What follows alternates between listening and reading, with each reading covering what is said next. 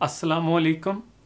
मैंगोरा सवात से मोहम्मद सलीम साहब मुझे अच्छे अच्छे मज़ामीन भेजते रहते हैं ताकि मैं उन मौज़ूआत पर बात करके नेक पैगामात लोगों तक पहुँचाऊँ।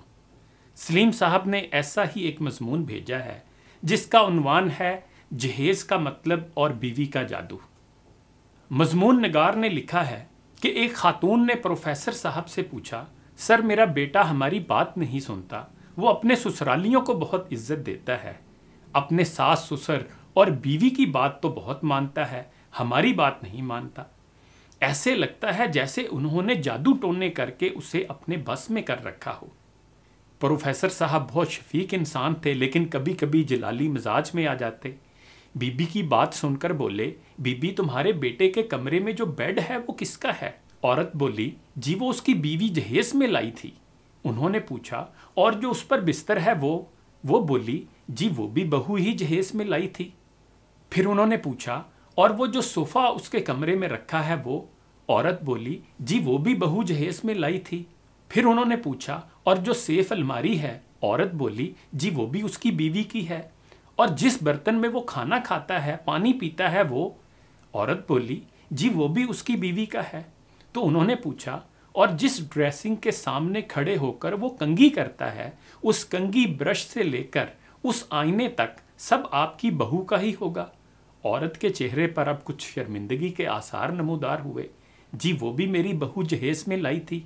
तो वो बोले, बीबी जब आपका बेटा सोता अपने ससुर के दिए हुए बिस्तर पर है, वो बैठता अपने ससुर के दिए हुए सोफे पर है, उसी के दिए हुए बर्तनों में खाता है, उसी के दिए हुए गिलास में पानी पीता है, बाल बनाने के लिए उसी का दिया हुआ ब्रश इस्तेमाल करता है, तो बीबी बेटा तो आपका नमक हलाली कर रहा है।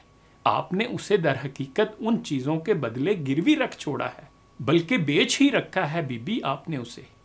जब वो कंघी से लेकर गिलास तक किसी का दिया हुआ इस्तेमाल कर रहा है, बैठने के लिए सोफा, बेड, बिस्तर, कंबल, चादर सब दूसरे का दिया हुआ इस्तेमाल कर रहा है, तो खुददारी तो उसकी उसी दिन मार दी तुम लोगों ने, जब ये सब ट्रक भर कर घर लाए थे। बीबी जादू तो तुमने खुद करवाया उस पर। अब जब वो नमक हलाली कर रहा है तो आप एतराज कर रही हैं। अगर बेटा पैदा कर लिया, शादी के लिए लड़की भी ढूंढ ली, तो सामान भी खुद बनाते, कम से कम उसकी खुद ही तो जिंदा रहती। गैर के सामान पर याशी करने वाले से आप कौन सी वफादारी और गैरत की उम्मीद लगाए बैठी हैं? प्रोफेसर साहब के अल्फाज थे या पिघला हुआ सीसा। ऐसे लग रहा था कि वो मुआशरे के हर जहेज़खोर इंसान के मुंह पर तमाचे मार रहे हों। मज़मून नगार कहते हैं कि मुझे ज़िंदगी में पहली बार उस दिन महसूस हुआ कि अमली तौर पर जहेज़ एक लानत का मतलब क्या होता है। आप भी अहद कीजिए कि अपनी आइंदा नस्लों को जहेज़ के बदले गिरवी नहीं रखेंगे। अगर रब्बे करीम ने बेटे जैसी नेमत से नवाजा है तो अशियाए ज़रूरत के लिए उसे गिरवी मत रखिए। उसकी खुददारी का सौदा एक ट्रक सामान के साथ मत कीजिए। याद रखिए, लड़के का ससुर भी उसका बाप ही है, और कोई माँ बाप अपनी बेटी का निकाह करके उसे रुखसत करते हुए खुशी से कुछ दे भी दें तो ये जायज़ है, लेकिन जहेज़ की जो सूरत हमने बना दी है ये सरासर जुल्म है। इसका तो बाइकाट ही होना चाहिए। मंजर भोपाली के इस शेर के साथ इजाज़त चाहूँगा।